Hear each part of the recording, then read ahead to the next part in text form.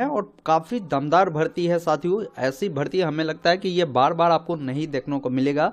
ये केवल 12वीं पास जो कैंडिडेट है उनके लिए है, क्योंकि कांस्टेबल के पदों पर भर्ती प्रक्रिया को लेकर ऑनलाइन करने का सारा डेडलाइन और इन्होंने डिटेल एडवर्टीजमेंट भी जारी कर दिया है, जिसके बारे में मैं इस वीडियो में पूरी जानकारी बताने जा रहा हूँ। वीडियो आप सभी के लिए महत्वपूर्ण है, इसे अंत तक देखें।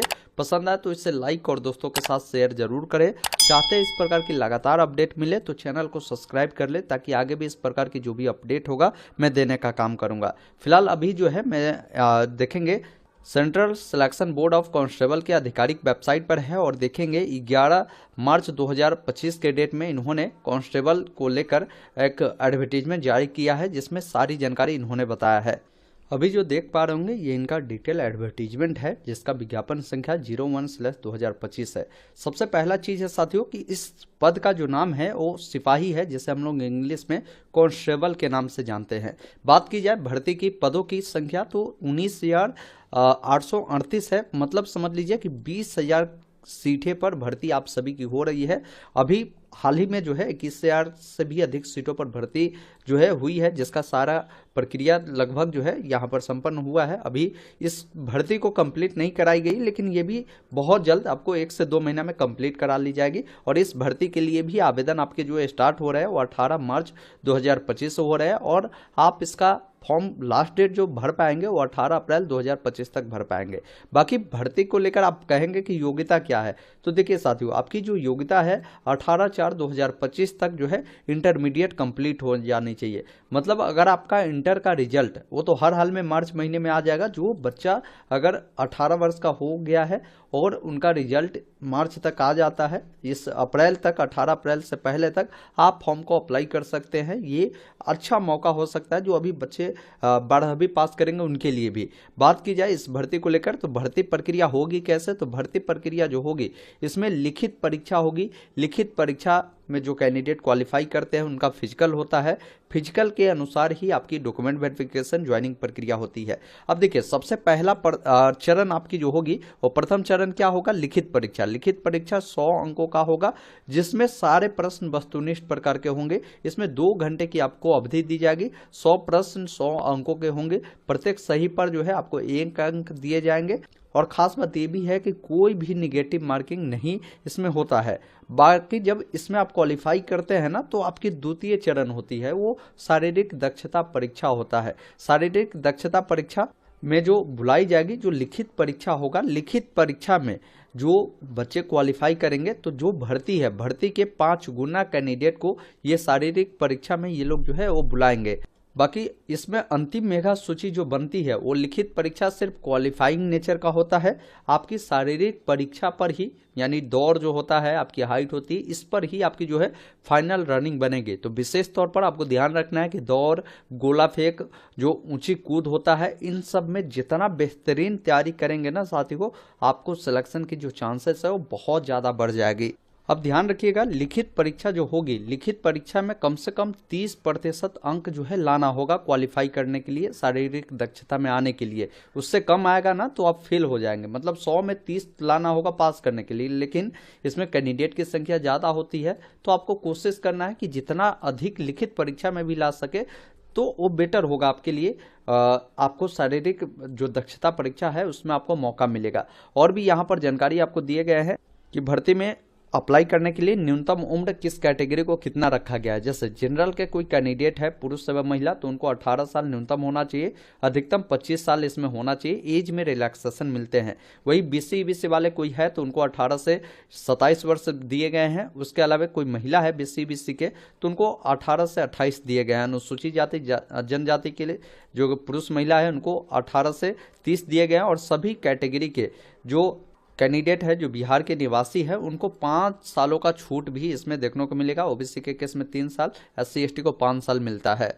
अब सबसे महत्वपूर्ण चीज़ यह है कि इसमें शारीरिक मापदंड जो कि इसी के अनुसार आपकी मेरिट बनती है। तो शारीरिक मापदंड में अगर आप जनरल वाले हैं, OBC वाले हैं तो आपकी हाइट जो होगी पुरुष के लिए 1.65 सेंटीमीटर होना चाहिए। पिछड़ा वर्ग के अगर कोई कैंडिडेट है, दंत पिछड़ा वर्ग के, तो उनको 1.60 दिए गए हैं। SC ST का कोई पुरुष है तो उनको 160 सेंटीमीटर होना चाहिए। वही सभी वर्ग की महिलाओं को 155 सेंटीमीटर जो है इनकी हाइट होनी चाहिए।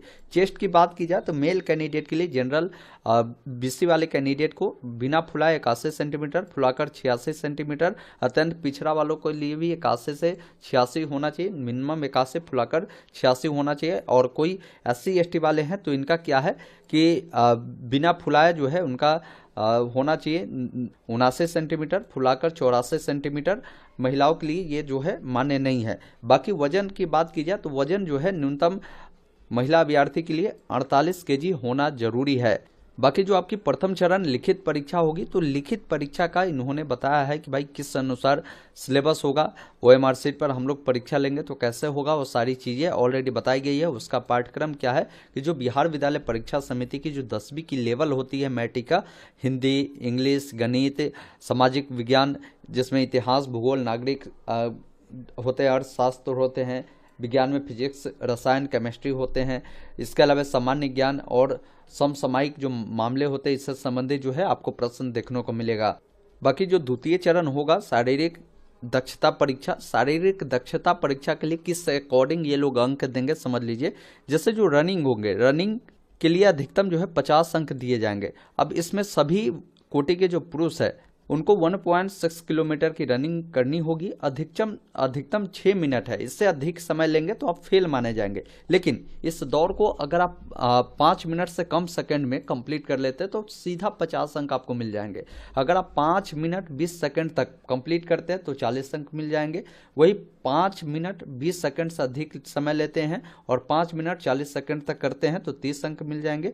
वही 5 मिनट 40 सेकंड से लेकर 6 मिनट तक अगर समय लेते हैं तो 20 अंक मिलेगा। इससे अधिक होगा तो फिर आप इस रनिंग में फेल कर दिए जाएंगे। इसी अकॉर्डिंग आप देखेंगे महिला अभ्यर्थी के लिए भी बताया है कि 4 मिनट से कम में अगर महिला अभ्यर्थी दौड़ती है, उनको 1 किलोमीटर ही दौड़नी होगी तो इनको 50 अंक मिलेगा।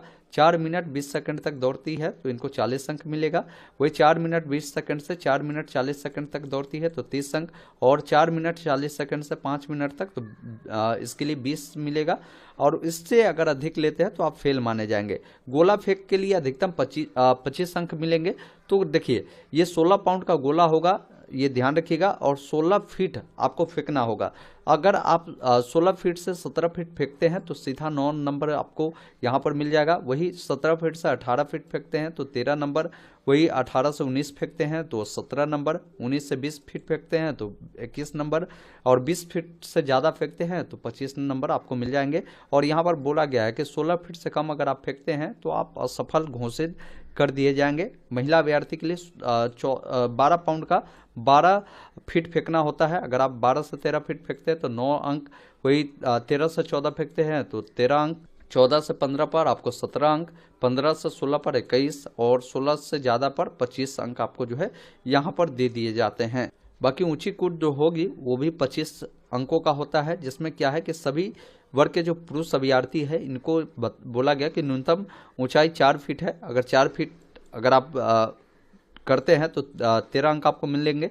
4 से 4 इंच करते हैं तो 17, 4 से 8 इंच कर लेते हैं 4 फीट 8 इंच तो आपको 21, और 5 फीट अगर आप ये ऊंच कूद कर लेते हैं तो 25 अंक आपको मिल जाते हैं। बाकी महिला अभ्यर्थी के लिए 3 फीट का है, जिसके लिए आपको बताया गया कि इस अकॉर्डिंग जो है आपको अंक दिए जाएंगे।